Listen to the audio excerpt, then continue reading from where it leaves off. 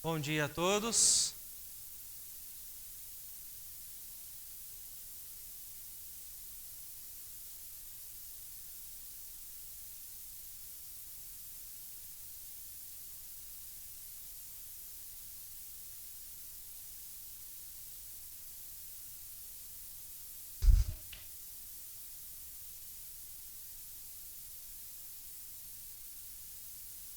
Quero convidar os irmãos a abrir a palavra do Senhor na carta aos Hebreus, capítulo 1.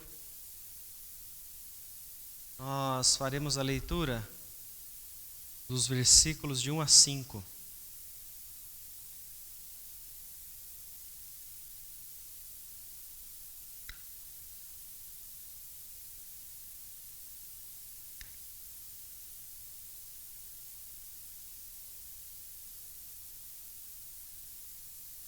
Carta aos Hebreus, capítulo 1, dos versículos de 1 a 5, e diz o seguinte: a palavra do Senhor. Havendo Deus outrora falado muitas vezes e de muitas maneiras aos pais pelos profetas, nestes últimos dias nos falou pelo Filho, a quem constituiu o herdeiro de todas as coisas, pelo qual também fez o universo. Ele é o resplendor da glória e a expressão exata do seu ser, sustentando todas as coisas pela palavra do seu poder, depois de ter feito a purificação dos pecados. Assentou-se à direita da majestade nas alturas, tendo se tornado tão superior aos anjos, quanto herdou o mais excelente nome do que eles. Pois a qual dos anjos disse jamais: Tu és meu filho, e eu hoje te gerei. E outra vez, eu lhe serei pai, e ele me será filho. Vamos orar mais uma vez? Senhor, em nome de Jesus, que nós nos colocamos perante Ti neste momento, para clamar ao Senhor pelas nossas vidas. Nós estamos diante da Tua Palavra, vamos estudar mais uma porção da Tua Palavra nesta manhã, mas carecemos do Teu auxílio, ó Deus. Pedimos que o Senhor tenha misericórdia de cada um de nós e venha iluminar as nossas mentes para nos dar o entendimento correto da verdade do Senhor, com toda a clareza, com profundidade, para retornarmos aos nossos lares, às nossas rotinas, compreendendo a verdade do Senhor e entendendo o desafio que o Senhor nos traz para todos os dias. É em nome de Jesus que nós oramos e já agradecemos ao Senhor. Amém, Senhor. Irmãos, eu vou colocar aqui no nosso projetor uma imagem. Eu gostaria que os irmãos todos observassem essa imagem para me ajudar a definir o que é que essa imagem representa. O que é que então vocês conseguem enxergar com esse desenho? Ver se o meu controle vai funcionar. Muito bem. O que é que vocês conseguem visualizar nessa imagem?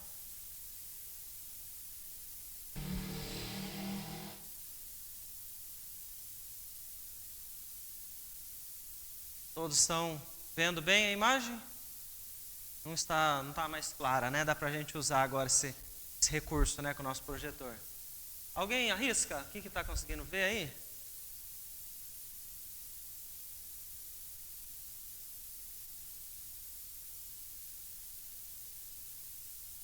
Alguma tentativa? Uma cruz? E? Seria uma cruz? Vê. Hã? Monte de ferro? Hã? Mais alguém? Tá falando baixinho? Alguém quer ajudar? Alguma coisa? Aqui? Alguém tocando? Pode ser. Então vamos ver o que vai definir aí. O que é essa imagem? Um monte de ferro? Talvez uma cruz? Talvez alguém tocando algum instrumento, né? E nessas outras partes aqui, o que vocês enxergam? Só saiu a alternativa para aquela. E as outras? O que é? Hã? Uma arma? Harpa? Pode ser. Mais alguém? Arrisca? Eu vou colocar uma segunda imagem do lado para vocês poderem entender então o que é isso é uma arte, tá? Pra gente que não entendeu nada do que tem nessa arte aqui, ela significa exatamente isso daqui, ó. Consegue entender agora o que era? Ou ainda não? Essa é uma obra de arte de 2 artistas de Londres. Eles fizeram uma exposição e aqui é um monte de madeira, quase um monte de madeira, né? Se você olha só para esse desenho aqui, a gente consegue imaginar um monte de coisa, né? A gente consegue até achar ali alguém com um instrumento, uma harpa, uma cruz, mas na verdade não tem nada ali. O significado maior está quando a luz bate nesta direção e ela vai então gerar essa sombra aqui. O artista conseguiu posicionar todas as peças, todos os pedaços de madeira do jeito que ele queria, para que na hora que a luz batesse, a sombra parecesse com o quê? O que temos aqui? Consegue enxergar? 2 pernas, 2 braços e uma cabeça. Uma pessoa. Então, é a luz que está batendo aqui na posição certa, na hora certa, e vai projetar então essa sombra lá na parede. Eu vou colocar uma segunda imagem agora dessa mesma exposição. Como vocês já sabem que vai formar alguma coisa na sombra, eu vou colocar o objeto para que vocês me ajudem a identificar o que é que vai sair na sombra, tá? O que você acha que vai sair na sombra disso aí? Cavalo? Pode ser. O que mais? Dá para imaginar alguma coisa? Uma pessoa? Olha só o que é que eles foram capazes de fazer. E você pode perceber que eu recortei a imagem aqui porque a sombra ela vai aparecer logo aqui do lado. Olha só. Consegue enxergar? Uma pessoa sentada em uma cadeira. Esse monte de madeira, né? Todos colocados aqui no lugar certo. Na hora que a luz bate, na direção certa, ela cria uma sombra de uma pessoa sentada numa cadeira. Para mim isso é impressionante, porque se eu for numa exposição e eu olhar isso daqui, para mim não é nada. Se não tiver aquela luz, para mim não é nada. Por que eu estou trazendo essa imagem para nós, então, podermos começar a nossa aula? Porque veja, então, isso daqui foi criado, né, esse monte de pedaços de madeira, ele foi criado por um artista plástico. Esse artista plástico, ele tinha uma ideia na mente dele na hora que ele estava criando. Mas é interessante que você só consegue entender qual é o objetivo desta obra na hora que ele revela como você consegue interpretar a arte dele. Se ele não mostrar que a luz naquele lugar, daquela forma certa, ela vai projetar uma sombra e a ideia dele é fazer a sombra, eu e você ficamos aqui chutando várias coisas porque não vai parecer nada para nós, porque a gente não sabe, porque isso tudo saiu da mente dele, né, deste artista. E quando nós olhamos então esta obra, nós podemos olhar da mesma forma para aquilo que Deus fez. Porque você pega Gênesis capítulo 1, você começa então a ler a narrativa da criação, e você começa a ver aquela criação como um meio do próprio artista de todo o universo, começando então a revelar uma verdade que sem aquela criação feita, ninguém consegue definir nada. A palavra do Senhor, ela vai chamar isso, vai nos ensinar sobre uma revelação natural que Deus traz para nós podermos conhecer quem Ele é. Se o artista não revela o que é aquela obra, nós pouco vamos entender então do que é que está se tratando. Deus agiu da mesma forma ao longo da história, quando você começa a ver então a revelação que acontece desde o Antigo Testamento até o Novo Testamento, para nós entendermos o que é que Ele propõe com toda essa arte que Ele criou, para nós entendermos então por que existimos, por que as coisas estão por aí. Eu gostaria que alguém abrisse para nós o Salmo de número 19 e fizesse a leitura dos versículos de 1 a 4.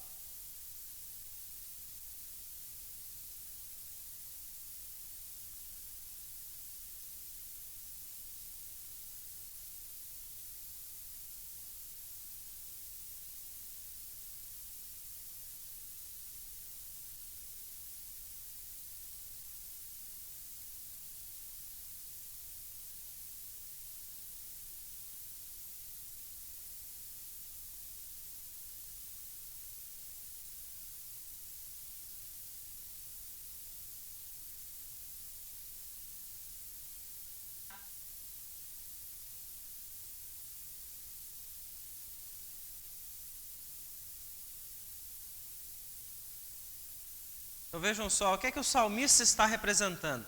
O que o Antigo Testamento traz para nós sobre aquilo que Deus mostrou, sobre aquilo que Deus revelou sobre si mesmo. E o que nós podemos então entender, trouxe aqui uma imagem para nós podermos pensar junto o que é que ele está descrevendo ali. Quando você olha a majestade dos céus, você consegue então ver que existe um Deus, existe algo muito maior por trás de tudo isso que existe, de tudo que foi criado, né? Eu fico observando essas imagens, eu não sei se eu já trouxe alguma vez as imagens da aurora boreal, mas eu acho essa imagem fascinante porque é algo que acontece naturalmente. Não é uma imagem manipulada pela inteligência artificial, que hoje em dia está criando tudo o que é possível, isso é uma imagem real. E quando você se depara com uma imagem dessa, você começa a ver a perfeição daquilo que foi criado.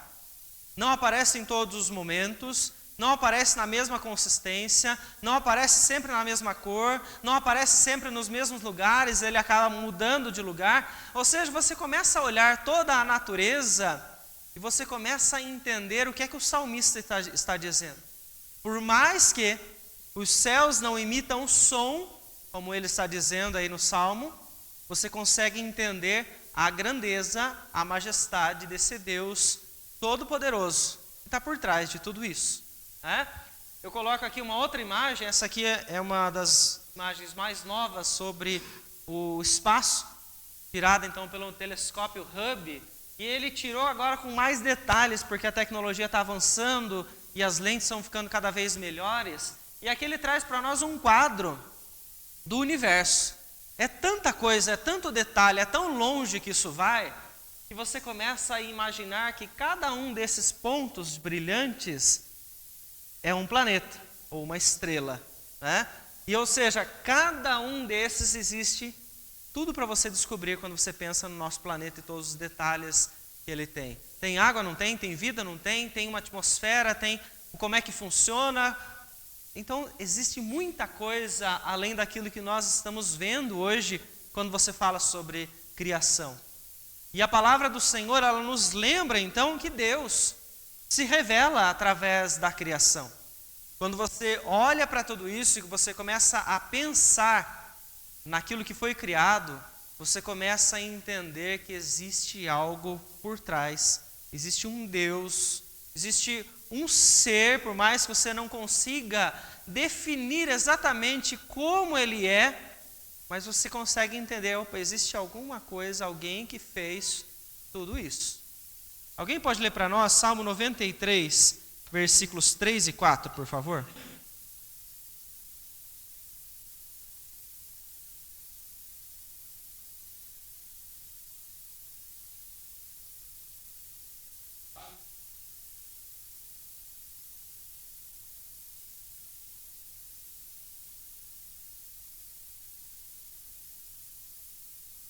Vejam só, então o salmista agora está falando sobre sons, bramidos, e ele começa a comparar para nós podermos entender quem é Deus com a própria natureza, com a própria criação. Ele fala sobre o mar, em outros textos fala sobre o som dos relâmpagos, dos trovões, como a voz de Deus. Então há uma comparação muito grande, por quê? Porque a criação ela começa a revelar para nós detalhes sobre um grande Deus. E quando você olha então em toda a história, você vê que Deus, ele se revela a qualquer pessoa de forma natural. O Antigo Testamento, então, nesses dois textos, comprovam isso para nós. Eles já conseguiam ter esta noção da revelação natural que Deus traz para todas as pessoas. Quando você chega no Novo Testamento, você vê, então, essa mesma linha de raciocínio, quando nós falamos, então, sobre revelação natural de Deus. Alguém pode ler para nós, por favor, Romanos, capítulo 1, dos versículos 19 ao versículo 21.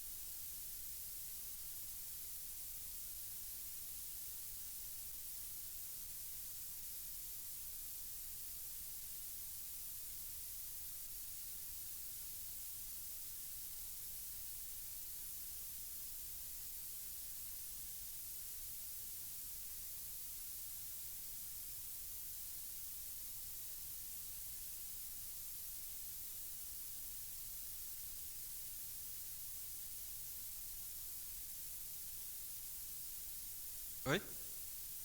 Não, até aí tá bom. O que o apóstolo Paulo está nos ajudando quando a gente fala sobre revelação natural?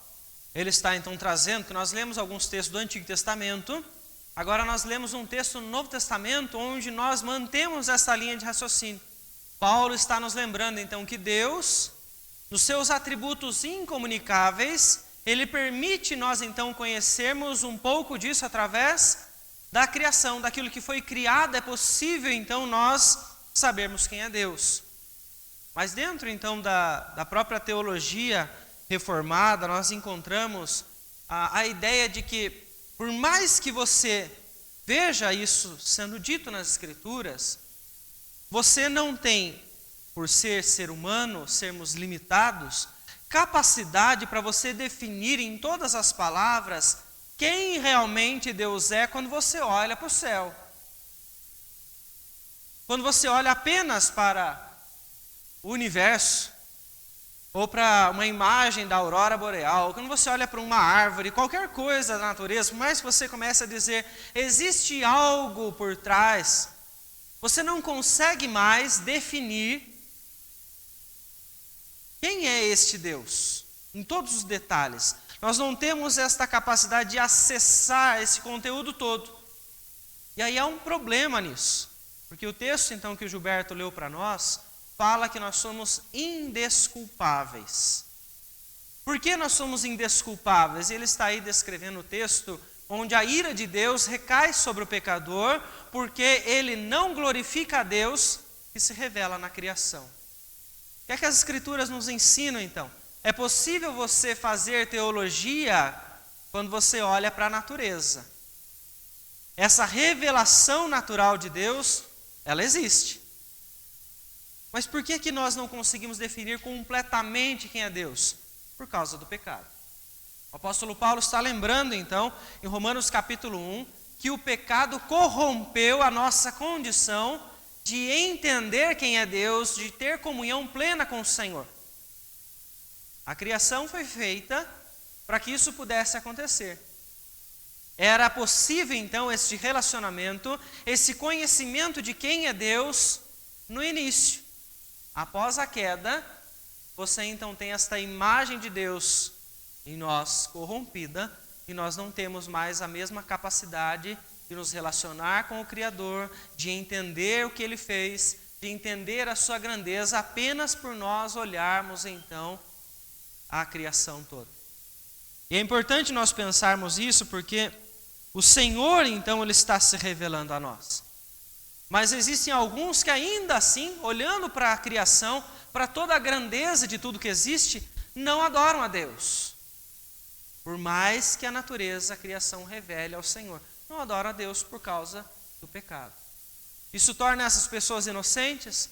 Não, Paulo já disse. Somos todos indesculpáveis se nós não rendemos glórias ao Criador. Isso é culpa do ser humano, do pecado que habita em nós. Então, quando nós observamos a imagem que eu mostrei logo no início sobre aquela arte, você vê então que conforme o autor quer, você entende melhor a arte dele. Você entende melhor o que ele pensa, quem ele é. Você começa a entender um pouco mais do que ele propõe com aquilo que ele estava construindo. No começo, na primeira imagem, apenas um monte de madeiras. Depois você observa que ele, com intenção, revela a nós o que é que ele estava querendo mostrar com tudo aquilo. Quando você fala sobre relacionamento com Deus, nós podemos fazer uma comparação dessa forma. Porque o Senhor, com o tempo, ele passou então a revelar cada vez mais quem ele era, qual é o seu propósito com tudo aquilo que foi criado. Então nós falamos na teologia de duas maneiras nas quais o Senhor se revela. A primeira, a natural, você pode chamar de revelação geral, e a outra é a revelação especial. Revelação geral, todas as pessoas têm acesso, todas as pessoas estão vislumbrados aí com natureza, criação, todos os detalhes, todos têm a mesma capacidade limitada de enxergar Deus em tudo isso. O Senhor, então, começou a se revelar um pouco mais, a se mostrar cada vez mais, através, então, daquilo que nós chamamos de revelação pessoal. Alguém pode ler para nós o texto de Deuteronômio, capítulo 4, versículos 32 e 33, por favor?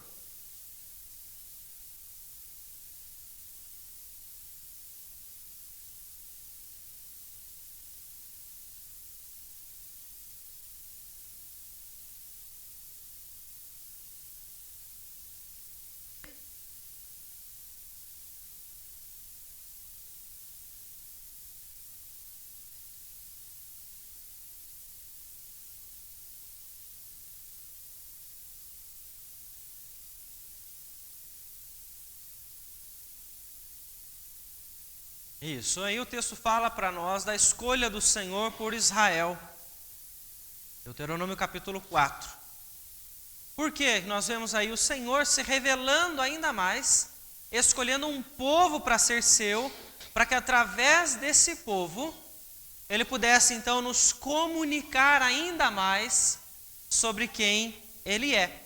Porque você olha o texto base que nós fizemos leitura de Hebreus capítulo 1, o texto então diz: havendo outrora Deus falado muitas vezes aos pais pelos profetas. Então, quando você olha o Antigo Testamento, você vê o Senhor se revelando de forma audível, de forma clara aos profetas e através dos profetas. Quando você vê o Antigo Testamento, você vê então Deus falando. Começa lá com os primeiros, os patriarcas. Você vê Abraão, você vê Jacó. Deus se comunica com eles. Agora não é só um quadro muito bonito como esse que nós temos aqui na frente, onde você olha e você tenta entender quem é Deus. Não, agora o próprio Deus, ele está então escolhendo um povo para si, para dizer a esse povo quem ele é e o que é que ele almeja dessas pessoas com tudo isso que foi criado. Então, quando você olha os textos, você vê o Senhor falando com Moisés, né? Você pega lá quando ele sobe ao monte, o Senhor então entrega para ele a lei. E eu pergunto para você, que língua? Que língua Deus fala com os homens?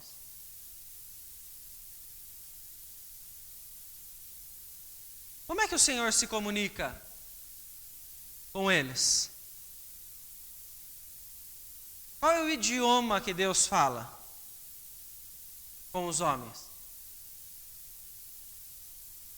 Oi? Pela sua palavra, né? Mas se nós formos olhar antes do registro da palavra, nós já vamos chegar aí, nós temos lá atrás Moisés ouvindo Deus. Deus está direcionando. A palavra de Deus vem diretamente aos profetas do Antigo Testamento e eles então compartilham isso com o povo. Então veja que interessante, agora já não há mais uma revelação apenas natural, onde isso aqui é possível para todos. Agora Deus escolheu um povo para si, e para esse povo há uma revelação especial. Ele está se comunicando com eles de forma direta. Vamos imaginar aqui, se Moisés, não era, tá? Moisés era um hebreu, tá? Então, vamos imaginar se Moisés fosse brasileiro. Imagine comigo. Deus vai chamar Moisés da sarça ardente, certo? Você lembra desse episódio? Deus chama ele. É audível a voz que sai daquela sarça que não para de queimar. Que língua ele iria chamar você? Você não, Moisés, perdão. Se Moisés fosse brasileiro. Qual? A nossa língua. Português. Então o que é que acontece? Deus adapta a sua forma de comunicar na linguagem humana para poder se revelar a nós. Algumas pessoas começam pelas doutrinas, a interpretar o texto quando o Senhor fala sobre língua de anjos, em 1 Coríntios capítulo 14, e às vezes faz uma confusão, como se os profetas no Antigo Testamento, quando Deus falava, eles ouviam algum tipo de voz diferente, língua de anjos, alguma linguagem estranha, quando não. Deus falou a língua dos homens.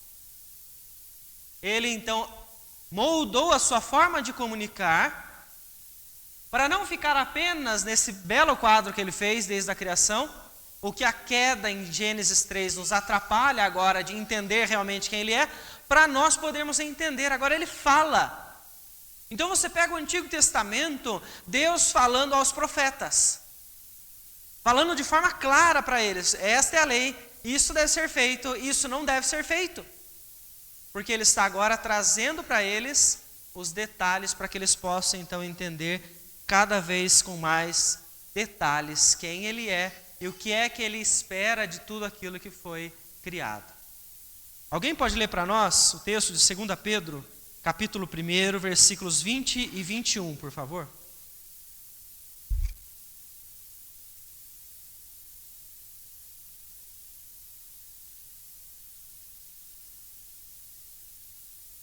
Capítulo 1, versículo 20 e 21.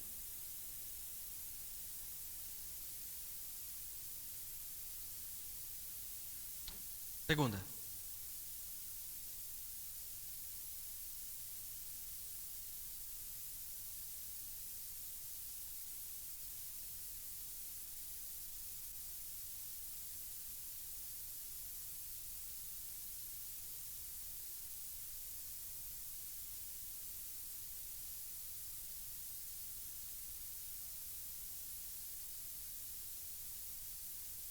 Isso, então vejam só. A própria palavra, então, ela nos faz recordar que aquilo que os profetas disseram, nada foi criado por eles. Não foi a mente humana que elaborou, então, tudo isso.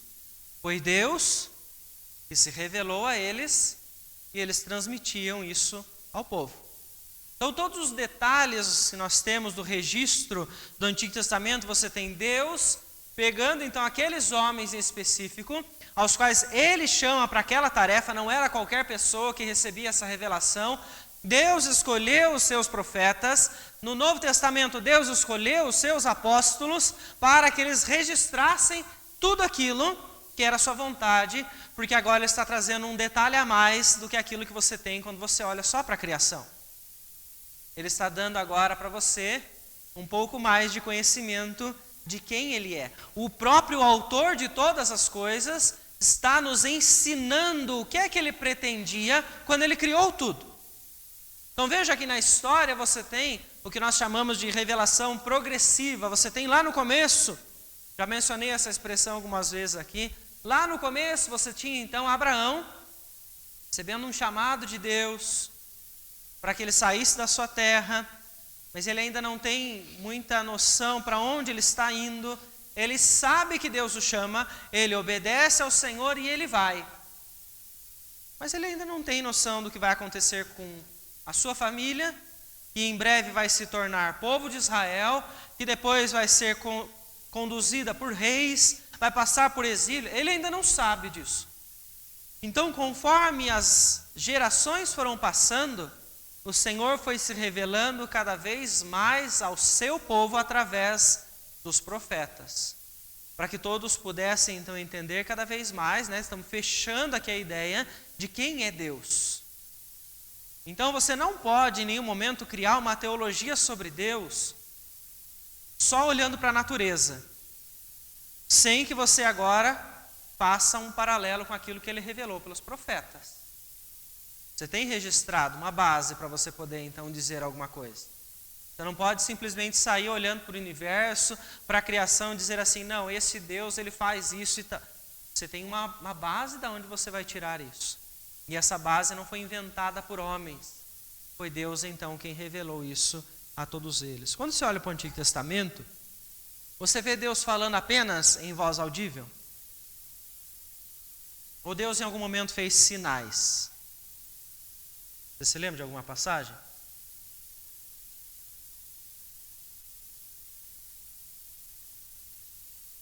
Deus sempre falou?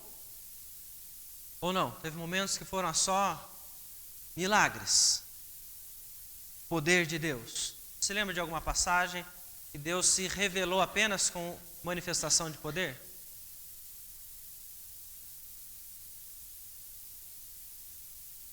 Alguém lembra alguma? Pode me ajudar. A pesca maravilhosa, Nós temos ali um milagre acontecendo, Quando nós vamos para o Antigo Testamento, o que você encontra? Pegamos aí um exemplo novo, Antigo Testamento, o que você tem aí de manifestação do poder de Deus? Abrir o mar, cura do cego. O que mais? Manifestação de poder. As pragas, o maná. Então você começa a olhar, Antigo e Novo Testamento, as formas como Deus se comunicou. Forma audível, clara, na linguagem dos homens, mas também através da manifestação de poder. Desce fogo do céu, abre o mar, vem as pragas, Muitas formas, em algumas, quando você vê então visões, sonhos, o Antigo Testamento está repleto dessas formas pelas quais Deus estava comunicando. Então veja, a teologia, quando nós vamos então fazer, ela precisa estar baseada naquilo que Deus se revelou. Daquilo que Deus então mostrou para nós, de quem Ele é. Eu não posso simplesmente sair por aí e começar a inventar quem é Deus ou o que Ele faz, porque Ele já fez isso, Ele já revelou.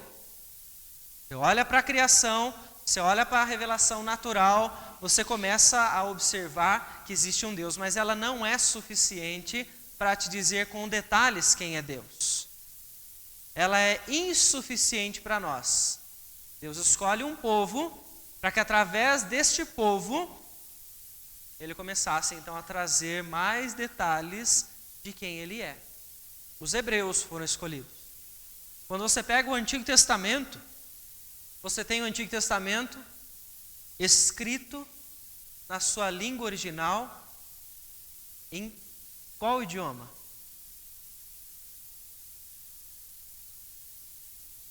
Os hebreus, hebraico. A versão original do Antigo Testamento, ela não está escrita em português. Nós temos uma tradução na nossa mão. Ela é escrita em hebraico. Registrada em hebraico, antigo, primeiro, dificílimo, sem pontuação, sem vogais, um texto só, que é lido da direita para a esquerda, não é lido igual ao nosso português. Isso foi passado de geração em geração por quem? Pelos hebreus, por quem recebeu a revelação de Deus. Você encontra nos Salmos, eles falando isso, de geração em geração, nós ensinamos sobre as maravilhas de Deus. se o povo escolhido pelo Senhor não tivesse ensinado às gerações, você não saberia. Porque você só tem hoje na sua mão uma tradução em português, porque Israel ensinou de geração em geração, para chegar até o tempo em que a tradução foi feita na nossa língua. E assim está disponível para nós hoje. Então você veja só o que é que Deus fez ao longo de toda a história e como que isso foi se espalhando pelo mundo, porque nem sempre foi português. Antigo Testamento hebraico, Novo Testamento em grego. Todo escrito em grego. Eu não falo hebraico fluente, dificilmente traduzo hebraico. E grego também não sou fluente em grego. Se o Senhor não tivesse permitido o passar dos tempos, tecnologia a avançar, você tem aí o momento da história onde os livros começam a ser impressos. Você tem aí a Bíblia como o livro mais impresso no mundo. Ainda não era português, era latim. E até chegar no nosso tempo. Então veja, Deus se revela a nós e você tem hoje, de uma forma muito mais simples e mais fácil, de acessar a palavra de Deus. Antes, profetas falavam, e isso foi sendo registrado. Os rolos, os pergaminhos foram passados de geração em geração. Você tem até alguns momentos da história onde o templo havia sido destruído, os rolos da palavra do Senhor haviam sido perdidos, e você encontra ainda alguns estudiosos encontrando fragmentos de rolos antigos. E aí você olha a história que nos faz chegar até o momento onde o cânon sagrado ele foi estabelecido. Que significa que todos os textos que nós temos, eles têm uma regra para podermos dizer que eles são palavra de Deus. É porque o Senhor revelou então aos seus profetas, aos seus apóstolos, homens inspirados por Deus, para registrar então tudo aquilo que nós precisávamos saber sobre quem Ele é. Alguém lê para nós 2 Timóteo capítulo 3, versículos 16 e 17, por favor.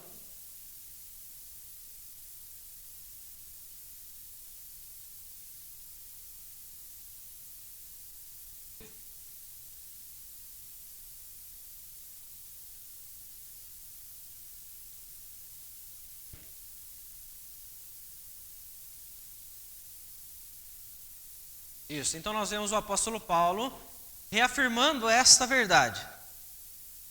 Toda a escritura sagrada, ela foi inspirada por Deus. Ou seja, nenhum daqueles que registrou inventou das suas próprias palavras o que está escrito. Deus os inspirou. Existem outros textos antigos que não estão na sua Bíblia, ou não, só existe isso. Você pega a história, e eu quero trazer uma questão para você poder gravar e entender, caso alguém te pergunte algum dia. A história nos mostra que a Bíblia hebraica, a judaica, ela contém apenas 22 livros. Quantos livros tem no Antigo Testamento? Quantos? 39. E no Novo Testamento? 27. Muito bem. Então nós temos na nossa Bíblia 39, mas a versão da Bíblia judaica, ela contém 22. Por quê? Porque você tem alguns livros que nós hoje temos divididos em dois, eram apenas um. Por exemplo, 1º, 2º Samuel, você tem Esdras e Neemias, era um livro só.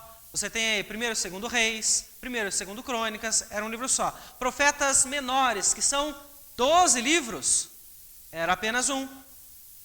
Então você faz a conta, você vai chegar em 22 livros. O Antigo Testamento que você tem em mãos hoje é exatamente a mesma quantidade, o mesmo conteúdo que você vai encontrar então numa Bíblia judaica. Certo? Aí você pode pegar qualquer dia uma Bíblia da versão católica. E você vai encontrar que nesta versão tem 7 livros diferentes da versão que você tem nas mãos. E você pode perguntar por quê? Deus revelou mais para eles do que para nós? Você poderia se questionar dessa forma, já que nós estamos falando de revelação. Como eu mencionei, então, no início, fazendo a pergunta, existem mais registros, mais manuscritos.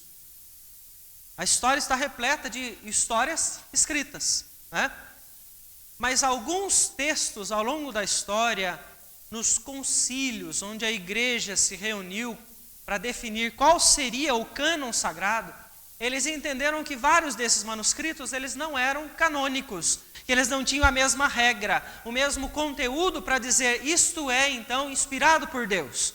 Isso tem a mesma autoridade do que a Torá, a mesma autoridade do que os evangelhos, e eles não têm. E aí você pode se perguntar, mas por que então a Bíblia Católica traz se eles não têm essa autoridade?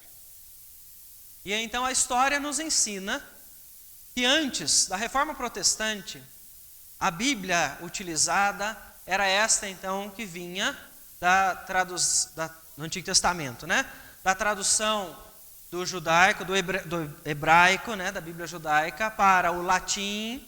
Você tem uma tradução onde você tinha 7 livros que eles não consideravam canônicos, mas que eram lidos apenas para reflexão e aprendizado, mas não considerados palavra de Deus. A partir da Reforma Protestante, você tem então a Igreja Católica Apostólica Romana considerando estes livros, 7 livros a mais no Antigo Testamento, como livros canônicos. Então, se você pega uma Bíblia católica, você vai encontrar lá o livro de Tobias, você vai encontrar lá o livro de Baruque, Macabeus, que contém histórias que não são canônicas, inclusive pelo seu conteúdo. É do livro de Macabeus que você vai retirar a doutrina da oração pelos mortos, a qual você observa em Deuteronômio 18, que o Senhor abomina. Então existem conteúdos nesses livros que não estão compatíveis com a vontade do Senhor. Então você observa que a igreja protestante, a partir da reforma, ela segue sem os livros que nós chamamos de apócrifos. São quaisquer livros fora estes que nós temos, 39 no Antigo, 27 no Novo. Quaisquer livros fora esses, nós não consideramos palavra de Deus. Quer dizer que você não pode ler? Não, você pode ler. Se você quiser saber o que é que diz em Macabeus, você pode ler. Então não pode considerá-los como palavra de Deus. Então veja, as escrituras que você tem nas mãos, você tem porque as gerações receberam a revelação especial de Deus, com mais detalhes para que você pudesse saber quem é o Senhor, qual é a vontade dEle, e agora você então consegue entender mais. Isso vem para o povo de Deus. Deus se revela então ao seu povo de maneira especial. Você pode ver então quantos filósofos que você tem por aí, que tem uma Bíblia nas mãos, às vezes sabem de cor os textos, mas eles não entendem esta verdade. O Senhor se revela de maneira especial ao seu povo. Começa isso no Antigo Testamento, isso segue então para o Novo Testamento.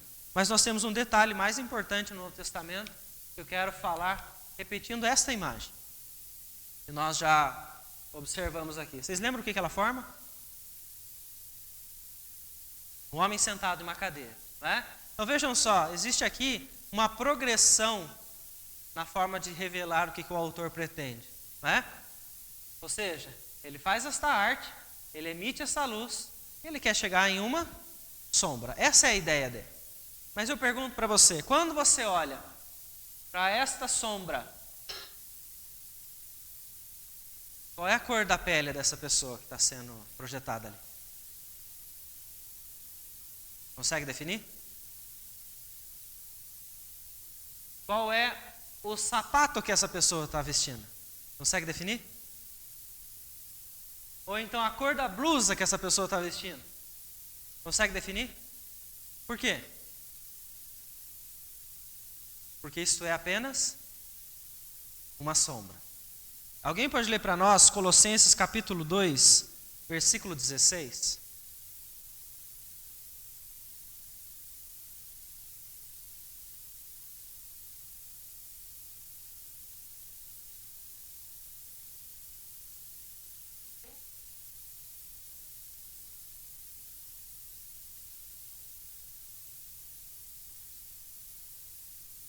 versículo 16, termina aí?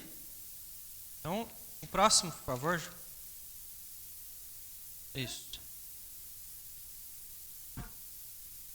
Isso, estava no 17, então um complementa o outro. O que o apóstolo Paulo está falando aos Colossenses? Ele está lembrando da lei que tinha festas, dia da lua nova, sábados, comidas específicas, bebidas específicas, você tinha todo o processo cerimonial, você tinha vários detalhes na lei que ele está dizendo que tudo isso não passava de sombra. Ou seja, Deus se revela no Antigo Testamento, mas ainda assim, aquilo não passa de uma sombra. Você não consegue visualizar exatamente quem é a pessoa olhando apenas para a sua sombra.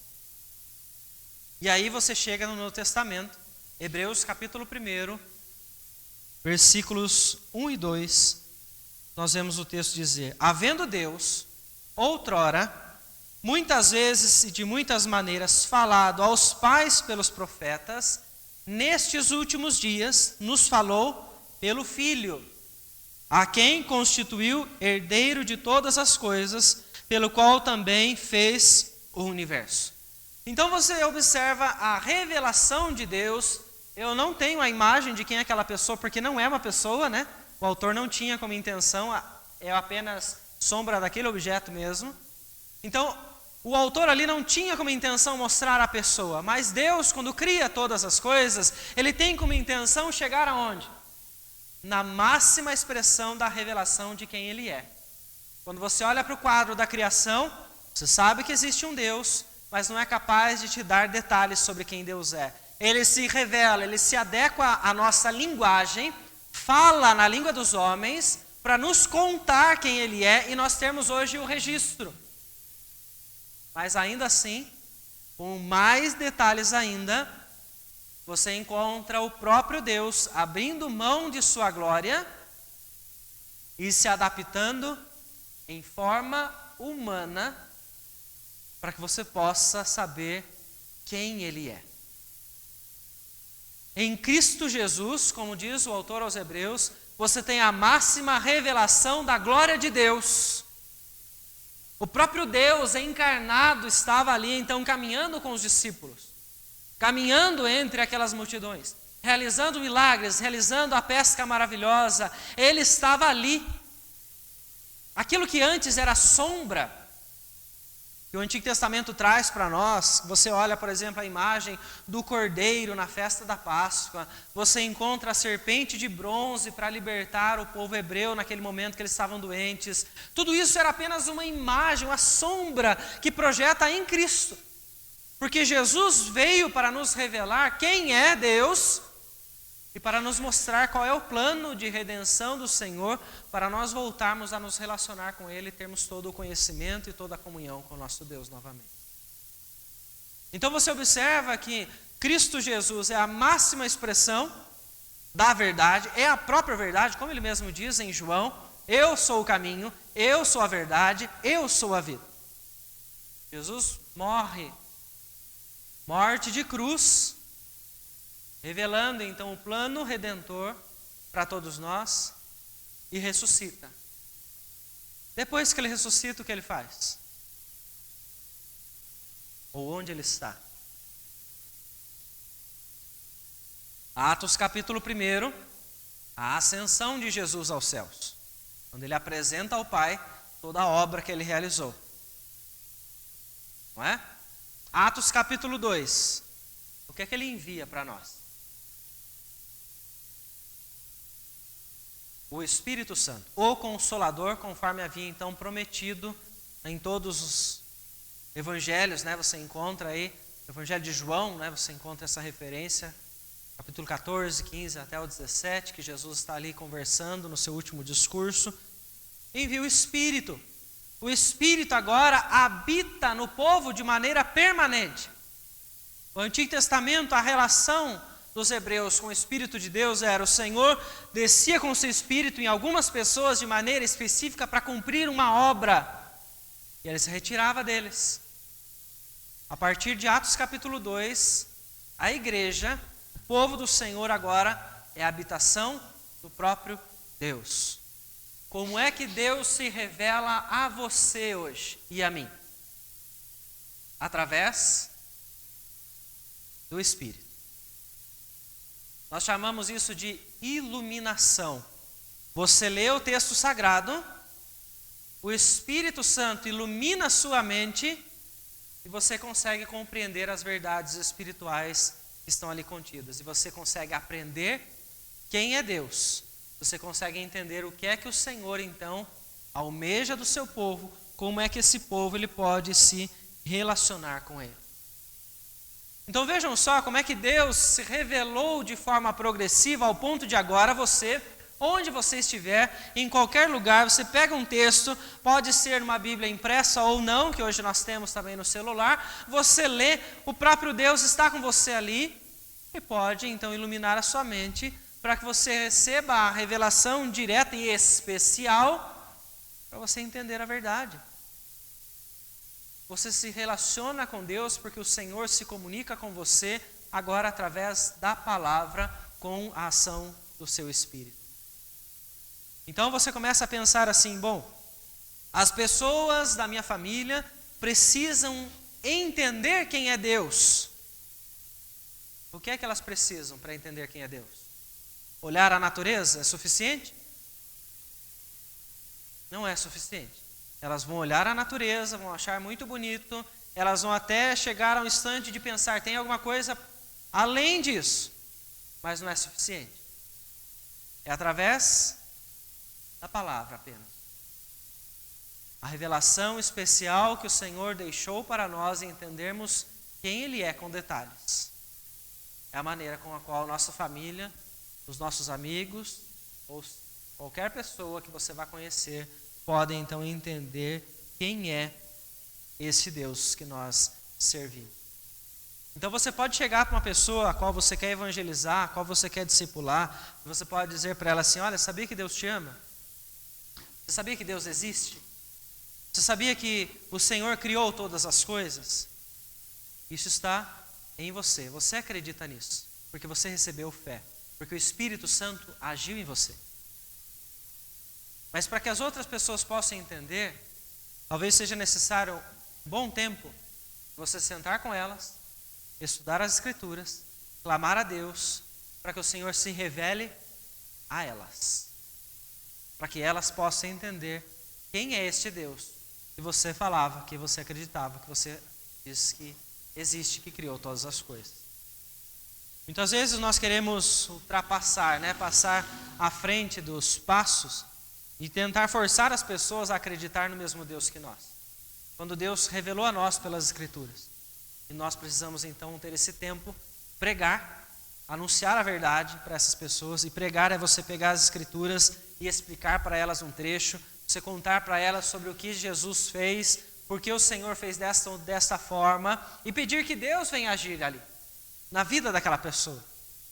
Você tem um momento das Escrituras, quando Lídia se converte, e o texto diz de uma forma muito clara que é apenas após a pregação do apóstolo Paulo que ela se converte. Mas porque Deus abriu o seu coração e trabalhou naquela vida, naquele instante. Isso aconteceu conosco, isso vai acontecer com qualquer outra pessoa na qual você for pregar o Evangelho, ensinar a palavra de Deus, você orar por ela, orar para que Deus venha agir, então com o seu Espírito se revelando a esta pessoa. Então vejam só, o Senhor, Ele se revelou a nós, de forma geral, pela criação, de forma especial, pelas Escrituras e agora pela ação e poder do seu Espírito. E eu pergunto para você então, por quê? Por que é que Deus se revelou a você e a mim? Por que tudo isso?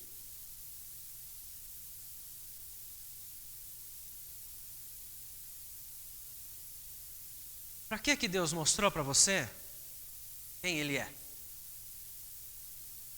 Por que Deus mostra quem é Jesus e o que Jesus fez? Qual é o propósito de tudo isso?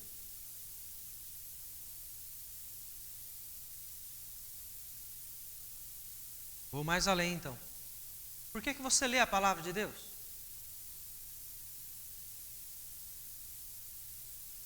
relacionamento. Com a queda, o relacionamento foi rompido. O Senhor então nos permite, através dessa revelação, mostrar que havia um plano de redenção, que em Cristo Jesus esse plano foi concretizado, para que você possa se relacionar com Ele, viver com Ele, todos os dias, servir a Ele. Porque o que é a eternidade? Senão um relacionamento com Deus em comunhão perfeita. Em Cristo Jesus nós temos a oportunidade de entender que isso agora é possível, mas que ainda está incompleto, que ainda somos pecadores. Mas quando Jesus voltar, os eleitos, aqueles que têm fé nele, não vão ser pecadores mais. Vão ser transformados, não vai haver mais pecado, nada vai mais impedir você de se relacionar com Deus. Então por que Deus se revelou a você? Para que você possa se relacionar com Ele. Para que você possa servir a Ele. Porque assim você entende que tudo que foi criado por Ele, para Ele. Não é o que Paulo fala na carta aos Romanos? Tudo foi feito por Ele e para Ele. Nós temos um privilégio de entender que o Senhor se revelou de maneira especial a você que tem fé. Porque existem muitos que ainda não conhecem. Muitos aos quais o Senhor não se revelou pela sua palavra. E que eles estão aguardando nós levarmos a palavra, orarmos por eles, para que Deus então se revele. Mas você tem o privilégio. E a minha pergunta para você é: o quanto desse privilégio você usufrui? Quantas vezes nós deixamos de ler a palavra para melhorar o nosso relacionamento com Deus? Para aprimorar o nosso serviço ao Senhor? Quantas vezes nós faltamos na igreja, no momento que nós vamos expor as Escrituras, que nós vamos ler a palavra de Deus para entender qual é a vontade do Senhor, e nós faltamos por motivos banais? Quando seria o momento que nós deveríamos deixar como prioridade, porque aquele momento Deus vai se revelar para mim. Ele vai falar ao meu coração ali, naquele momento onde a Escritura vai ser lida. Eu não posso faltar. Vocês entendem o quanto que a gente abre mão de privilégios? Deus se revelou ao longo da história para você poder se relacionar com Ele novamente. Eu desejo que o Senhor te dê fé, te dê ousadia e coragem para que você cada vez mais use desses recursos para se aproximar dEle, para viver em santidade, para servir a Ele. Porque nós não estamos aqui para nós mesmos. Nós estamos aqui por causa do Senhor e para o Senhor. É o relacionamento com Deus que deve ser a prioridade, então, de todos aqueles que tiveram oportunidade de entender pela revelação especial quem Ele é. Que Deus te abençoe e que assim, então, você possa fazer. Você, pessoalmente, você na sua casa, família, seus filhos, amigos, aqueles a quem você tenha confiança, conte para eles quem é esse Deus. Há agora uma maneira deles poderem entender. Então aproveite todos esses momentos. Que Deus nos abençoe e nos fortaleça para essa nossa caminhada. Alguém gostaria de tirar alguma dúvida? Quer fazer algum comentário? Certo. Sim? Hã?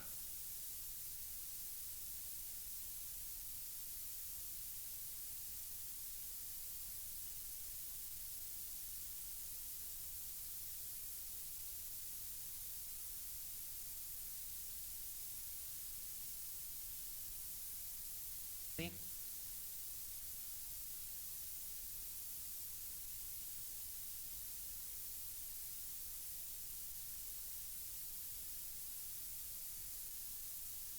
Todas as ações, nós vamos ter que pesar para ver se isso vai ser agradável a Deus ou não.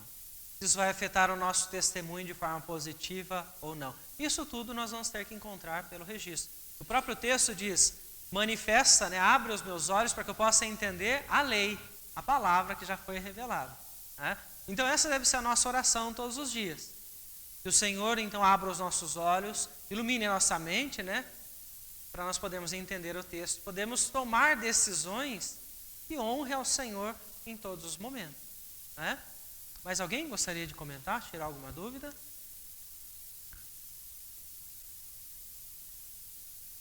Vamos orar então, feche seus olhos.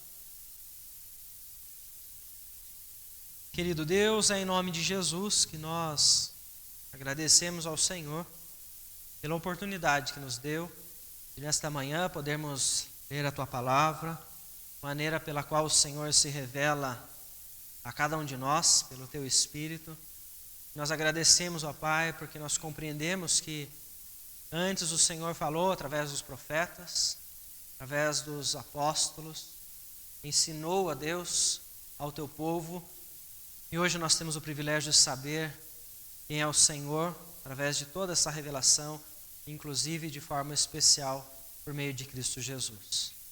Nós louvamos a Ti, ó Deus, e agradecemos que nós servimos a Ti. Nós podemos nos relacionar com o Senhor.